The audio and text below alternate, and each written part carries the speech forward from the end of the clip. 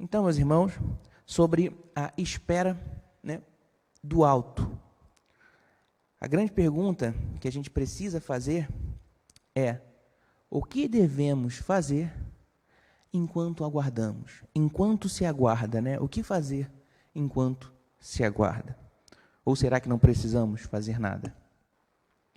Para começar, então, essa mensagem, eu queria contar, né, uma pequena historinha aí, um conto sobre 3 homens que esperavam pelo trem com destino à cidade celestial. Ok? Eram 3 homens, então, que estavam na estação esperando pelo trem com destino à cidade celestial.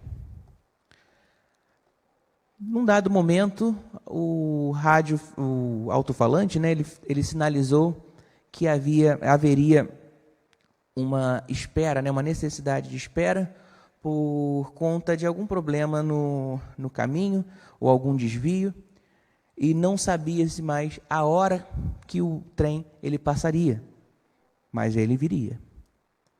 A grande questão é que o primeiro desses homens, quando soube que haveria essa espera e que não saberia quanto tempo isso levaria, ele desistiu.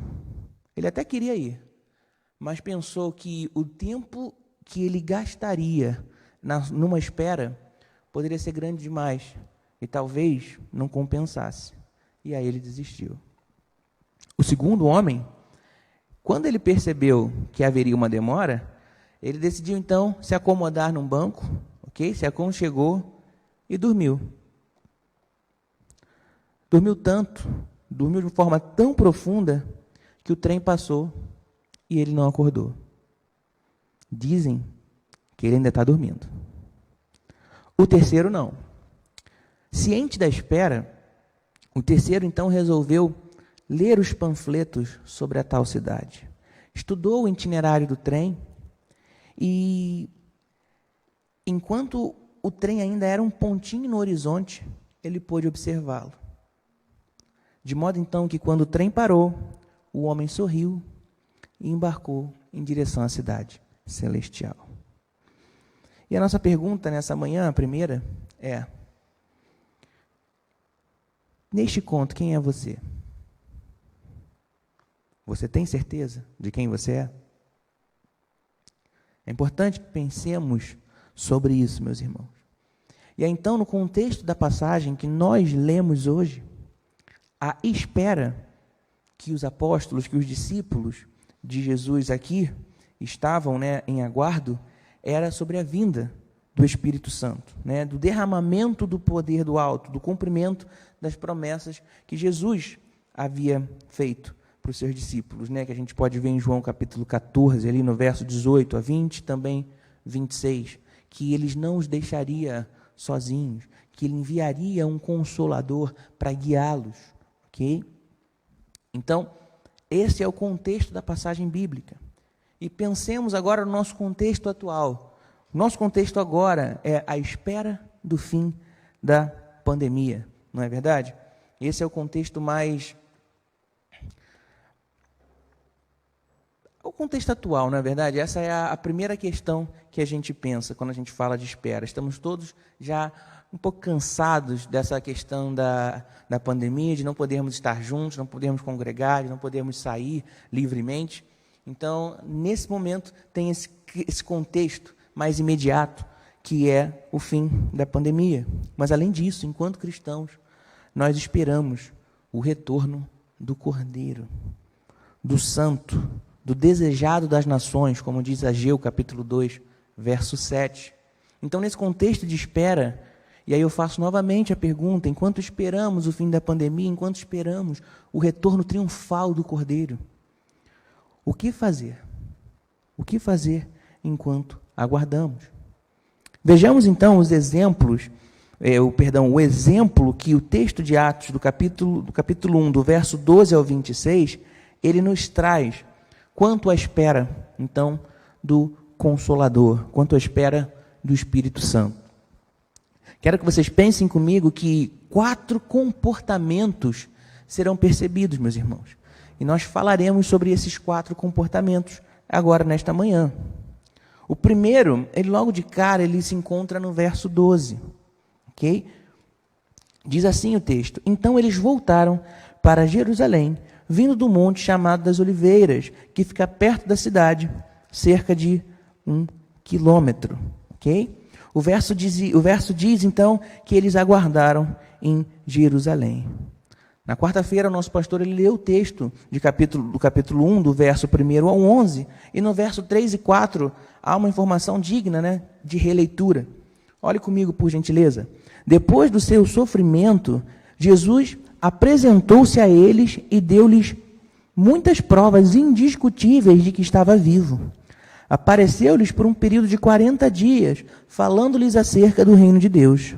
Certa ocasião, enquanto comia com eles, deu-lhes esta ordem: não saiam de Jerusalém, mas esperem pela promessa de meu Pai, da qual lhes falei.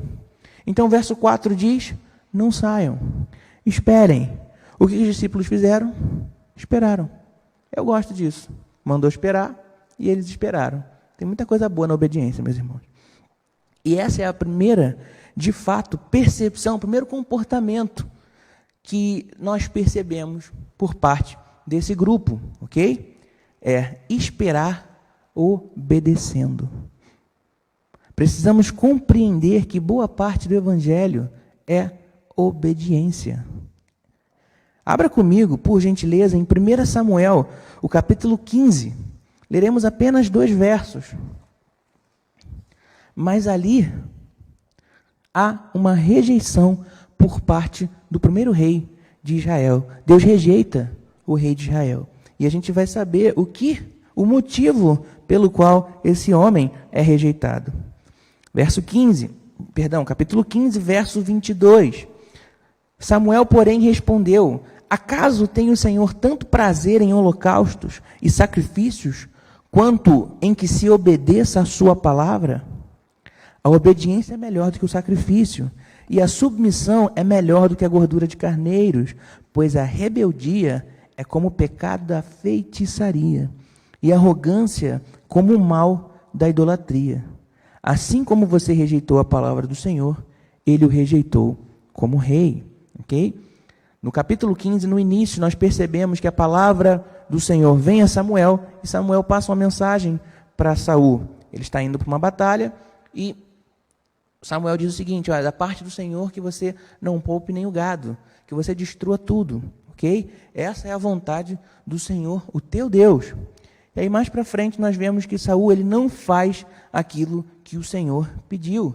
Ele, na verdade, no verso 9, diz o seguinte: mas Saul e o exército pouparam Agag e o melhor das ovelhas e dos bois, os bezerros gordos e os cordeiros. Pouparam tudo que era bom, mas tudo que era desprezível e inútil destruíram por completo. Então o Senhor falou a Samuel: arrependo-me de ter posto Saul como rei, pois ele me abandonou e não seguiu as minhas instruções. Ok?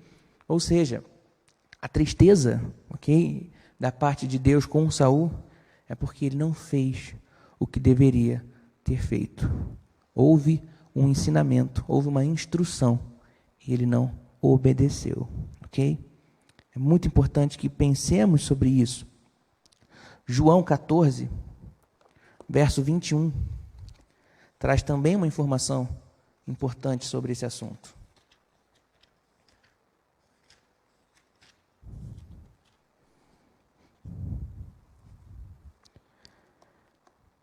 Diz o seguinte, e quem diz é o próprio Filho de Deus: quem tem os meus mandamentos e lhes obedece, esse é o que me ama. Aquele que me ama será amado por meu Pai, e eu também o amarei, e me revelarei a ele. Ou seja, Jesus está dizendo aqui que é impossível amá-lo e ser amado pelo Pai, e por ele, consequentemente, sem obedecê-lo. A obediência é um sinal de amor. É um sinal de amor. Perceba que muitos pais, quando orientam, quando mandam que seus filhos cometam tal ação ou não façam tal ação, eles esperam que sejam respondidos não por sua simples autoridade, mas por amor.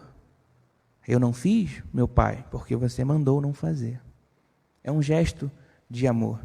Perceba que Samuel, ele falou, então, e ele foi bastante pesado na sua palavra, né?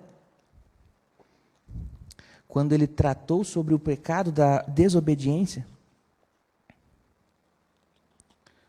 A palavra dele foi bem severa, porque ele diz o seguinte, verso 23, né, do capítulo 15 de 1 Samuel,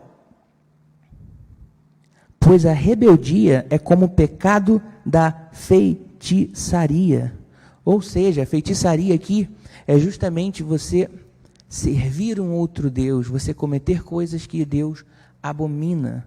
Ou seja, para Deus, se você não obedece, é a mesma coisa do que crer em outro Deus, do que crer em outro evangelho.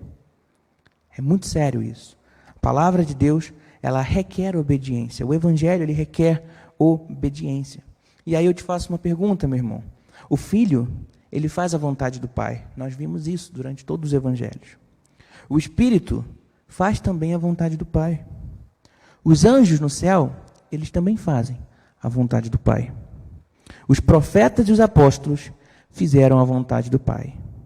E aí eu te pergunto, o que te faz pensar que você não precisa fazer a vontade do Pai? O que me faz pensar que eu não preciso fazer a vontade do Pai? Se Deus diz em sua palavra, meus irmãos, assim devemos fazer. Parte do evangelho é obedecer. Não é à toa que o Senhor Deus se apresenta como Deus Pai. Não é à toa que ele apresenta Cristo como Deus Filho. Ele deixa claro que existe uma relação de amor e obediência.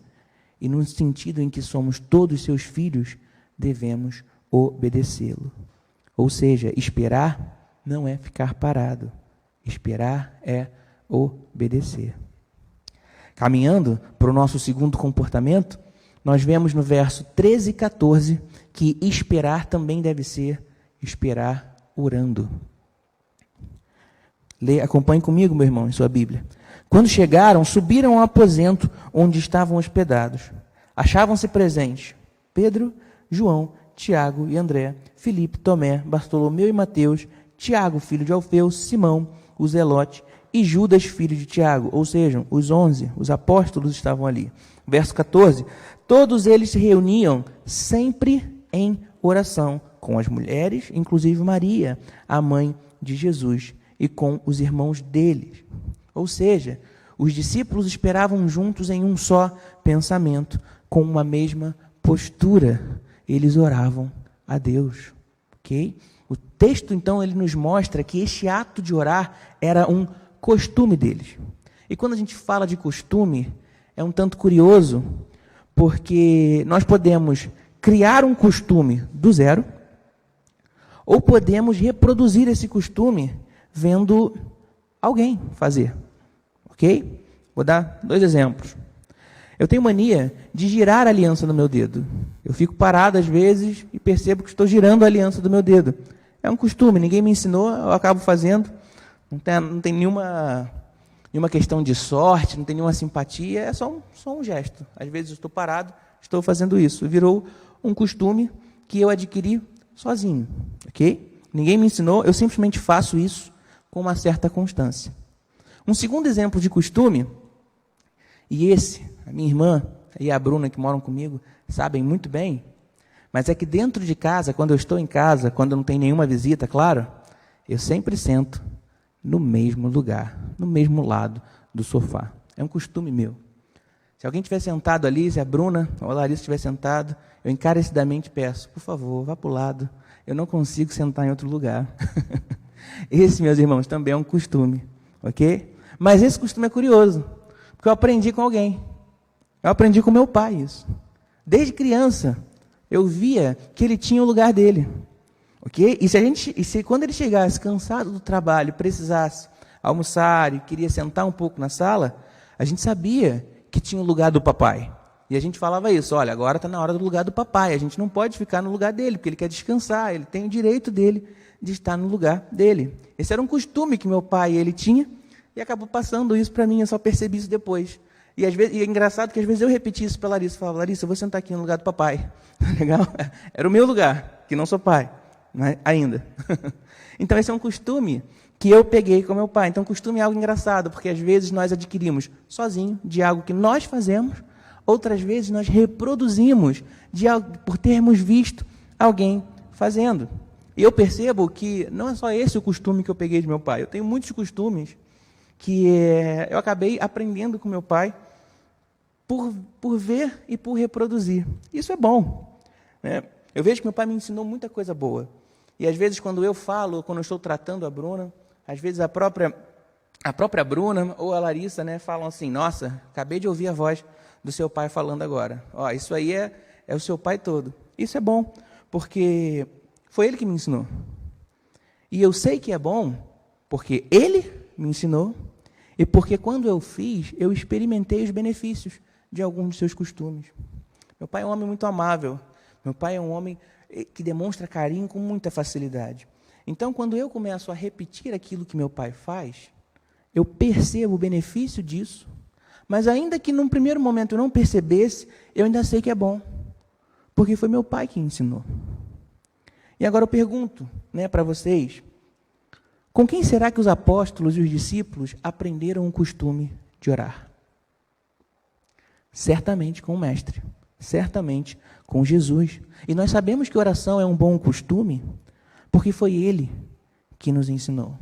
E porque nós experimentamos o benefício deste costume. Ok? Há pouco tempo atrás, em nosso encontro, né, de jovens virtual, que acontece toda sexta-feira, às 8 da noite, e você é nosso convidado, caso queira participar, falamos a respeito, né, acerca de oração, pensando no livro de Tiago, ok? Na carta ali de Tiago, no capítulo 5, do verso 13 a 16, e tratamos sobre os seus benefícios. Nós conversamos e chegamos à conclusão ali que dentro de um contexto histórico, Tiago, ele entende que a perseguição, ela aumentou, ok? Ele está na iminência de perder a sua vida. Então ele traz, o livro de Tiago ele é muito interessante, porque são as possíveis últimas palavras de um mestre, de um professor, para os seus discípulos, para os seus alunos. Então ele vai dizer tudo o que ele acha que é muito importante que seja dito, que seja feito, que seja entendido, para que eles possam fazer quando ele não estiver mais com eles. E ele termina justamente o seu livro falando de oração. Do verso 13 ao 16, ele vai falar dos benefícios da oração e do poder delas. Okay? Se você está doente, ore. Se há tristeza, ore também. Se há problemas de comunicação, ore. Tudo ali é explicado para que haja oração, porque existem benefícios que você pode colher. Recentemente também nosso pastor ele citou o que ocorreu com Ezequias, com o rei Ezequias, que durante uma oração ele pediu a Deus e o Senhor o curou, okay? Estendeu aí a sua vida. Acho que mais 8 anos, se não me falha a memória, 15, obrigado pastor, 15 anos foram estendidos, né, a resposta dessa oração. Então a oração, meu irmão, é um costume benéfico e nós percebemos o benefício porque nós experimentamos ele, ok? Orar é um privilégio que Cristo nos garantiu para entrar diante do trono da graça. Lembrem que durante a primeira aliança, não era qualquer pessoa que poderia chegar a Deus, ok? Eram apenas os sacerdotes, eram apenas os profetas, de modo que se você queria algo diante de Deus, alguma resposta, você precisava chegar a essas pessoas, porque essas pessoas eram preparadas, essas pessoas eram separadas, e essas pessoas ouviam então a voz do Senhor e transmitia para o seu povo. Agora, graças a Jesus Cristo, todos nós podemos nos achegar diante do trono da graça, e quando nos ajoelhamos e oramos, nós temos certeza que o Senhor nos ouve, e isso é uma bênção. Eu lembro de um filme que eu assisti com meu pai, Não lembro agora o nome dele, mas é um filme com Jet Li. E isso aí é outro costume que eu peguei com meu pai. A gente adora ver filme de Kung Fu. Tá? Minha mãe sempre passava pela sala e dizia, por que esses chineses estão voando? Mas ela não entendia que era todo ali um conceito de combate que eles estavam ali fazendo. E num desses filmes do Jet Li, havia um imperador muito ruim, havia um imperador muito mau, e o seu povo estava sofrendo às custas do reinado, né, desse imperador, às custas das suas atitudes. E aí muitas pessoas chegam então a uma questão, nós precisamos tramar a morte desse imperador, nós precisamos matá-lo. O problema é que esse imperador ele é tão bem protegido que nós não conseguimos chegar até ele. Então nós precisamos conceder alguns benefícios ao imperador, porque ele tinha uma série de mandamentos, de ordenanças ali, tinha algumas pessoas que ele queria que fossem mortos, e se você conseguisse cumprir esse benefício, né, conseguisse cumprir essa ordenança do imperador, você podia ficar alguns passos mais próximos desse imperador. E aí a gente descobre que o Jet Li ele entendeu ali um golpe secreto chinês voador, que se ele tivesse a não sei quantos passos do imperador, ele poderia então aplicar o seu golpe.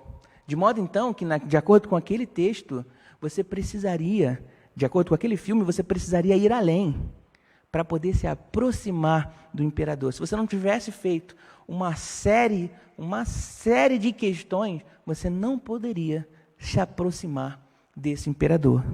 Mas graças aos méritos de Jesus Cristo, nós nos aproximamos do trono da graça. Podemos orar na certeza de que Ele nos ouve. E isso é bênção, meu irmão. Se há tanto benefício na oração, por que não fazê-la? Ok? Esse é o nosso segundo comportamento quanto à espera. Esperar orando. Caminhando para o nosso, então, terceiro comportamento, orar estudando, né? Esperar estudando as Escrituras. Vejamos juntos os versos 15 a 20 de Atos, capítulo 1. Diz assim a palavra do nosso Deus. Naqueles dias, Pedro levantou-se entre os irmãos, um grupo de cerca de 120 pessoas. Percebam, eles estavam reunidos, orando. E agora, Pedro se levanta, e no verso 16 ele diz, irmãos, era necessário que se cumprisse a Escritura que o Espírito Santo predisse por boca de Davi a respeito de Judas, que serviu de guia aos que prenderam a Jesus. Ele foi contado como um dos nossos e teve participação nesse ministério. E aí no verso 18 a gente percebe ali que, se a sua Bíblia é uma NVI, tem um parêntese aí, né? No verso 16 começa a fala de Pedro e há aspas, né? Para citar que é uma pessoa que está falando. No verso 17 há o fechamento dessas aspas, né? Ou seja, Pedro falou do verso 16 ao verso 17, e no verso 18 a 19 é como se fosse uma nota do editor. E o editor aqui é Lucas, ok? E aí Lucas ele diz isso, com recompensa que recebeu pelos seus pecados, Judas comprou um campo, ali caiu de cabeça e seu corpo partiu-se ao meio, e as vísceras se derramaram. Todos em Jerusalém ficaram sabendo, de modo que, na língua deles, esse campo passou a chamar-se Alcedama, isto é, campo de sangue. E agora volta para as aspas, ou seja, Pedro volta a falar. Por quê? Prosseguiu Pedro. Está escrito, no livro de Salmos, fique deserto o seu lugar, e não haja ninguém que nele habite, e ainda que outro ocupe o seu lugar. Ou seja, neste momento de espera, Pedro, ele cita e explica as Escrituras. Ele explica sobre o que se trata do Salmo 69, verso 25, que é justamente o fique deserto o seu lugar e não haja ninguém que nele habite. Ok? No capítulo 6 de Atos, do verso 1 ao 4, eu queria ler com os irmãos, porque é algo importante aqui a se compreender acerca do ensino. Diz o seguinte, Atos capítulo 6, verso 1 a 4, e eu tenho por muito carinho esse texto. Naqueles dias, crescendo o número de discípulos, os judeus de fala grega, entre eles, queixaram-se dos de fala hebraica, porque suas viúvas estavam sendo esquecidas na distribuição diária do alimento.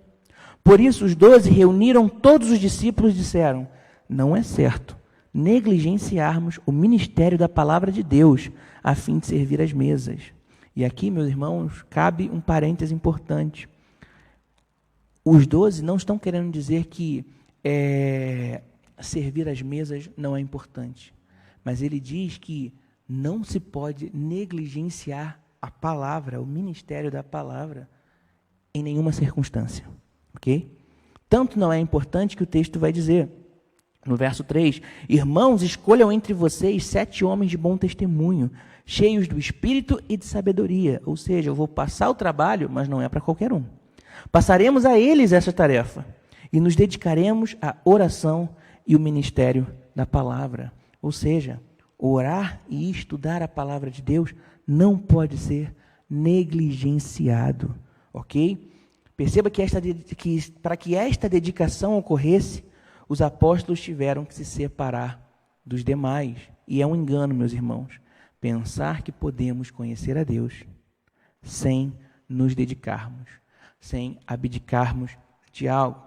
Eu queria ler o texto de Jeremias, mas não vai dar tempo, verso 29 a 13, né, diz que se o buscarmos de todo o coração, aí sim o acharemos, ok? E quando ele fala isso, a palavra aqui coração, ela está sendo aplicada como um sinônimo de intensidade e de certeza, ok? Nós precisamos buscá-lo com toda a certeza, nós precisamos buscá-lo com toda a nossa força, com toda a intensidade, e aí sim ele vai se achar, ou melhor, nós iremos achá-lo, ok?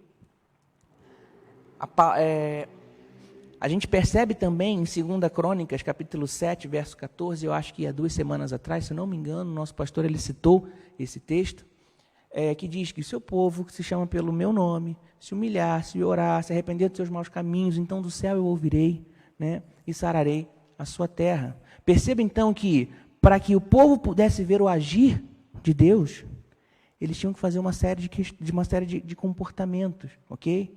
E muitas vezes nós vemos cristãos que querem ver a Deus, que pedem por isso, mas não agem de acordo.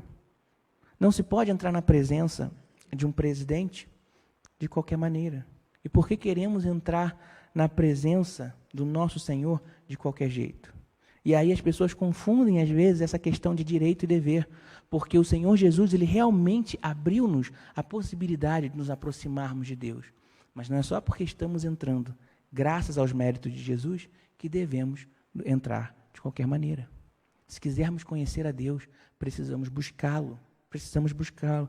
Isso, meu irmão, significa que às vezes você vai ter que deixar de fazer coisas que você quer, que agradam a sua carne, para poder buscar a palavra de Deus. E quando eu digo às vezes agradam a sua carne, é às vezes abrir um momento que você está com a sua família descansando, ou um momento que você está se divertindo, para que você busque a Deus, para que você se dedique em oração, para que você se dedique em estudo da palavra do seu Senhor.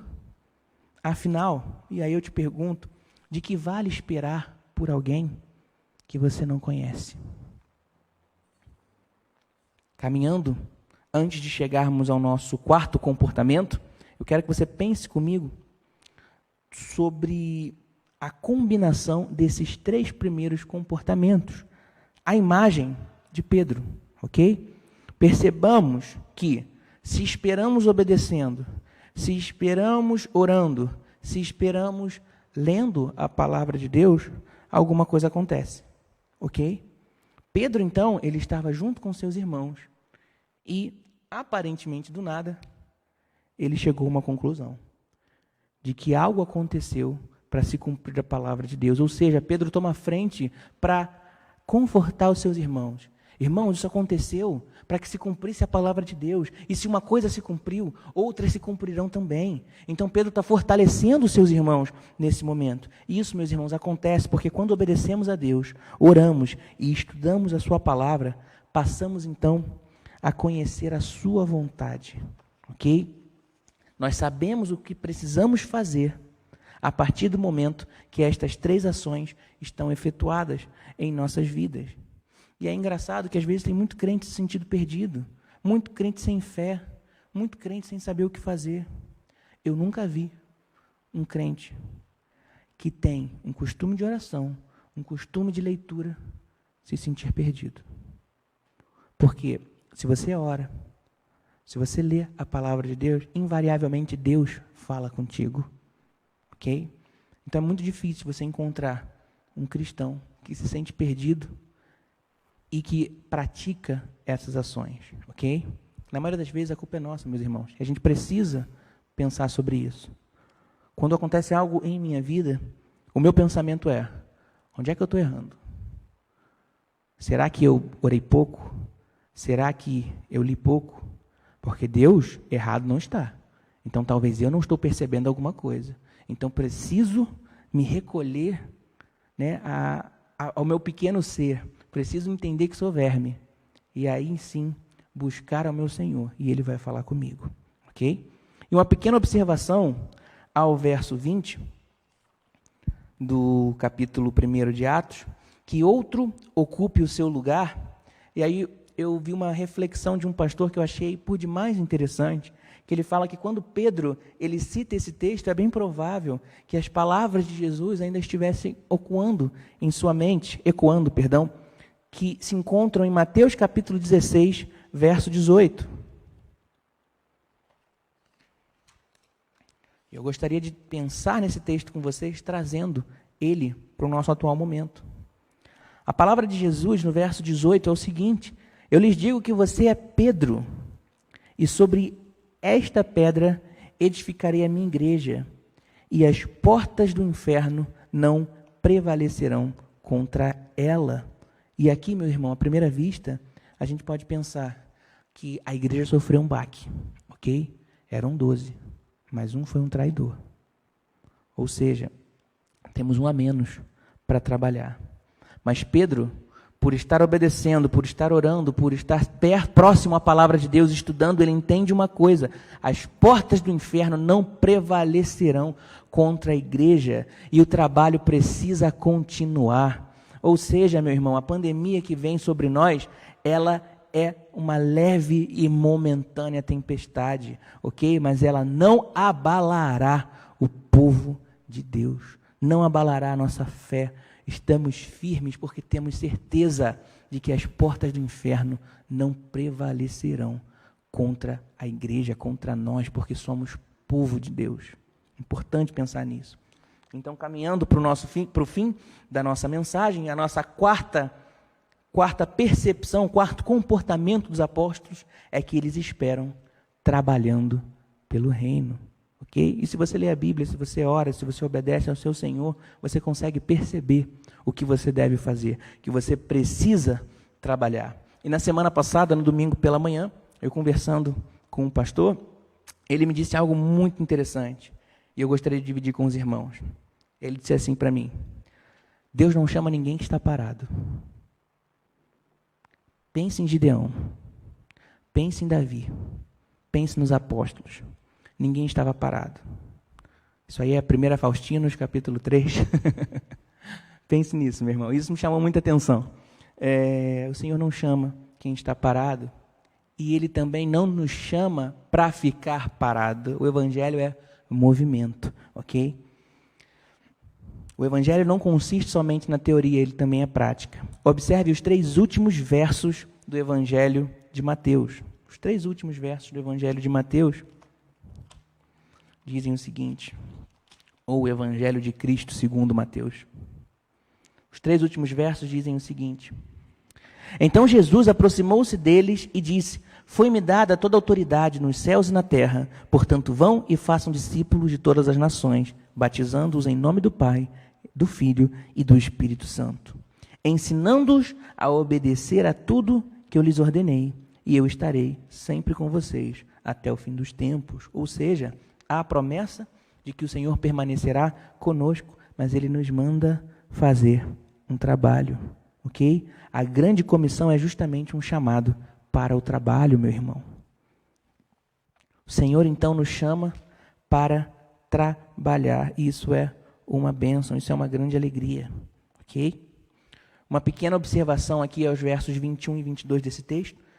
Pedro diz o seguinte: portanto é necessário que escolhamos um dos homens que estiveram conosco durante todo o tempo em que o Senhor Jesus viveu entre nós, desde o batismo de João até os dias em que Jesus foi levado dentre nós às alturas. É preciso que um deles seja conosco testemunha de sua ressurreição. Ou seja, meus irmãos, Pedro está dizendo aqui que existe uma recomendação para ser apóstolo. Segundo ele, para ser apóstolo, tá, tem que ter andado com eles no tempo que Jesus viveu, do batismo de João até o momento que ele foi elevado às alturas. E aí fica a nossa recomendação enquanto igreja. E por que nós não acreditamos que existem outros apóstolos, como tem muitos por aí nesse momento? E eu não vou citar o nome deles, não vou perder o meu tempo nem o seu. Mas para nós, apóstolo bom, como diz o reverendo Augusto Nicodemos, apóstolo bom é apóstolo morto, ok? Porque o Senhor continua trabalhando, mas o Senhor não gera mais apóstolos, ok? Foram os 12, Matias e Paulo. E fecha por aí, meu irmão. O Senhor continua nos usando, o Senhor continua esperando, né, no sentido da palavra apóstolo, que sejamos testemunhas, mas apóstolo, a definição, ser de fato um apóstolo, parou por aí, ok? Então não caia nesse engodo, que isso é coisa do capeta. Já falei. Continuando, meus irmãos, nós trabalhamos e devemos fazer o melhor que pudermos, mas também precisamos ter a certeza de que quem dá a última palavra é Deus, ok? Observe o verso 23 e 24. Então indicaram 2 nomes, José, chamado Barsabás, também conhecido como Justo, e Matias. E depois oraram, olha a oração, Senhor, Tu conheces o coração de todos, mostra-nos qual destes 2 tens escolhido para assumir esse ministério apostólico que Judas abandonou, indo para o lugar que lhe era devido. Perceba, meus irmãos, que eles não oraram, Senhor, nós vamos escolher alguém, então indica aqui para a gente, toma a nossa mão na hora que a gente for apontar. Não, eles entenderam, Senhor, nós já sabemos que o Senhor escolheu o seu, só nos ajuda a entender quem Ele é, ok? Quem dá a última palavra é Deus, Ele nos chama a trabalhar, mas poderosamente Ele opera, Ele dá a última palavra. E essa é a nossa certeza, que quando trabalhamos, se estamos no Senhor, não erraremos, não falharemos, num sentido final, porque o Senhor já venceu e Ele deu a sua última palavra. Ok, meus irmãos? E é importante, é até curioso pensar, eu vou perder só alguns segundos, né, aqui com os irmãos nesse pensamento, mas olha a indicação, olha a recomendação dos apóstolos. José, chamado Barsabás. Barsabás significa filho do sábado, ou seja, o rapaz era nascido no dia do Senhor e era conhecido como o Justo. E o texto fala, e Matias. Ele não se apressa, ele não se prolonga na figura de Matias, mas ele recomenda muito a figura de José, ok? Nos faz parecer, então, que havia uma preferência lógica entre a figura de José, uma vez que ele nasceu no dia do Senhor e era conhecido como justo. Mas quando eles tiraram sorte, Deus chamou a Matias. Isso para nós, irmãos, tem que ser algo de grande consolo, porque o Senhor usa todos. E tenha certeza que Ele pode usar você. Não importa o quanto pequeno você se sinta, não importa o quão pequeno eu me sinta, o Senhor, Ele nos usa. Ele nos escolhe de maneira pessoal, de maneira amorosa. Esse é o nosso Deus. E só para não deixar nenhuma dúvida aqui, que alguém pode ter com relação ao verso 26, essa questão de tirar sorte, isso, meus irmãos, era uma ação feita no Antigo Testamento, ali no uso pelo sacerdote de alguns instrumentos, para conhecer a vontade do Senhor, conhecer a vontade de Deus. Você pode ver isso em Provérbios 16, 33, mas é interessante que, em Números também, mas é interessante que eles só usavam isso em determinadas ações, em momentos bem específicos, para conhecer a vontade de Deus. Não era para jogar para o alto e ver o que caía, se a gente gasta aqui o cartão de crédito, não gasta. Não era assim, meu irmão, era para conhecer a vontade de Deus. E o mais importante, essa é a única vez que essa ação vai ser vista no Novo Testamento. Por quê? Porque depois, com a vinda do Espírito Santo, a gente não precisa mais desse tipo de ação. E eu não estou dizendo que o que eles fizeram estava errado. O que eu estou dizendo é que era uma exceção à regra. Eles fizeram porque podiam, porque enquanto o Espírito não viera, eles recorreram a essa ação. E o Senhor que direcionou a resposta. Ok, meus irmãos? Então, fechando o nosso momento, esperar não é estar ocioso. Deus, além de requerer que façamos algo, Ele age e nos direciona durante a espera. Não pense que, porque você espera às vezes uma ação da parte de Deus e isso não aconteceu, que você está parado. Desenvolva a sua fé, meu irmão. Continue orando, continue buscando a Deus, seja bênção para os seus irmãos, ok? Eu não conheço os seus sonhos, eu não conheço suas vontades, mas o nosso Senhor conhece, você precisa se consolar nisso.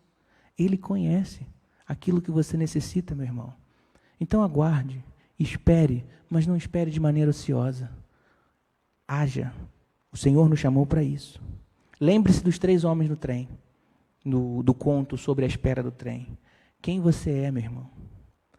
Fechando, nós vamos ler o nosso último texto, que está em Romanos, capítulo 8, o verso 24 e 25.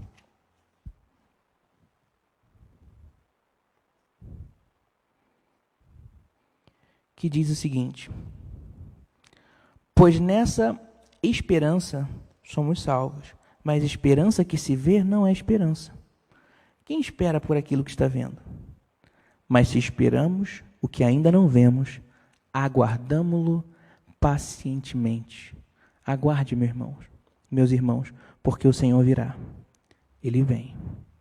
Amém? Que Deus possa abençoá-los. Eu vou orar brevemente, depois ficaremos com uma projeção que o nosso irmão Tiago, ele carinhosamente preparou, acerca então das mensagens, dessa série de mensagens. Feche seus olhos, mesmo em casa, curve sua cabeça, vamos falar com o nosso Pai. Senhor Deus, louvado seja o seu santo nome. Deus, obrigado porque o Senhor não nos deixou a nossa própria sorte. Obrigado porque o Senhor fala conosco. Obrigado porque o Senhor cuida de nós. Obrigado pela tua santa palavra, Senhor, que nos dá direção e que nos esclarece, que tira nossas incertezas, Senhor. Obrigado, Senhor, porque entendemos que precisamos agir, precisamos obedecê-lo, mas que ainda assim o Senhor estará conosco durante todo esse processo, nos encorajando, nos fortalecendo e dando a última palavra. Obrigado por ser Deus em nossas vidas. Obrigado, Senhor, por ser a nossa esperança, o nosso consolo, a nossa alegria. Louvado seja o teu santo nome. Fortalece, Senhor, cada um de nós. Se esperamos algo, Senhor, de tua parte, fortalece-nos, Senhor, e nos põe para trabalhar durante essa espera, porque queremos fazer a tua vontade, queremos glorificar o teu santo nome. Trabalhar para ti é alegria, não é pesado, Senhor. Fazer a tua vontade enche o nosso coração de prazer. Cuida dos meus irmãos, abençoa-nos, Senhor, e completa a tua mensagem onde eu falhei. Nós pedimos isso em nome de Jesus. Amém.